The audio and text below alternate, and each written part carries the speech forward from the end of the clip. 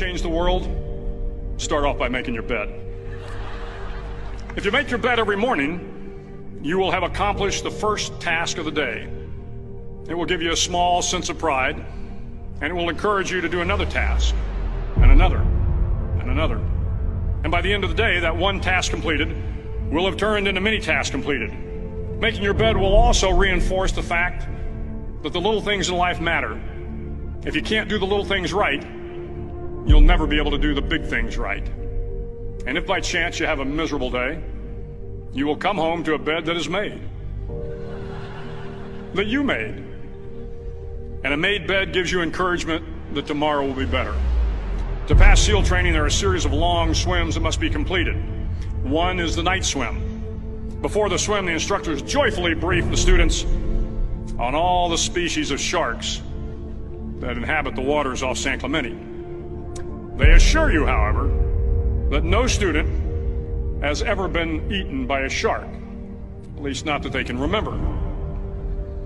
But you are also taught that if a shark begins to circle your position, stand your ground. Do not swim away.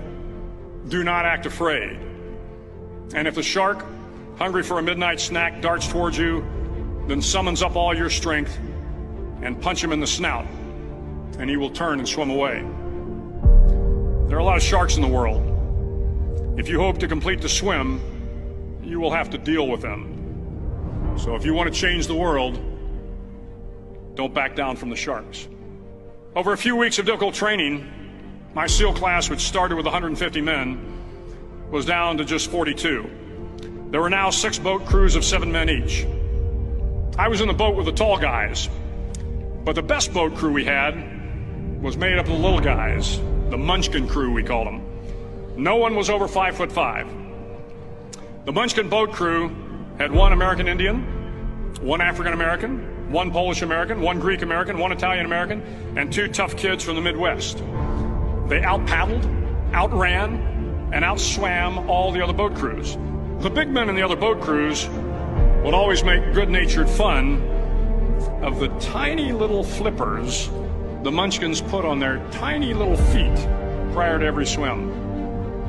But somehow these little guys from every corner of the nation and the world always had the last laugh, swimming faster than everyone and reaching the shore long before the rest of us. SEAL training was a great equalizer.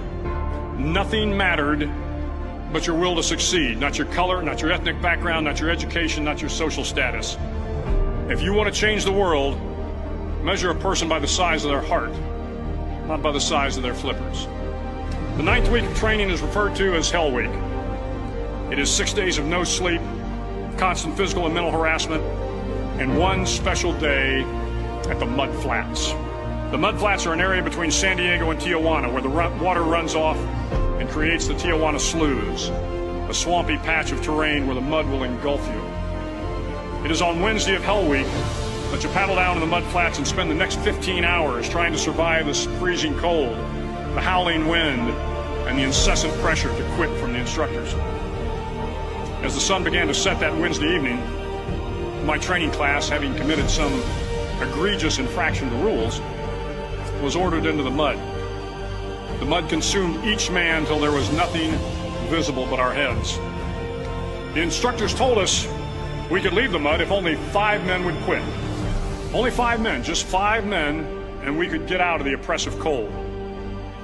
Looking around the mud flat, it was apparent that some students were about to give up. It was still over 8 hours till the sun came up. 8 more hours of bone-chilling cold. The chattering teeth and the shivering moans of the trainees were so loud, it was hard to hear anything. And then one voice began to echo through the night. One voice raised in song. The song was terribly out of tune, but sung with great enthusiasm. One voice became 2, and 2 became 3, and before long, everyone in the class was singing. The instructors threatened us with more time in the mud if we kept up the singing, but the singing persisted, and somehow the mud seemed a little warmer, and the wind a little tamer, and the dawn not so far away. If I have learned anything in my time traveling the world, it is the power of hope. The power of one person, a Washington, a Lincoln, King, Mandela, and even a young girl from Pakistan, Malala. One person can change the world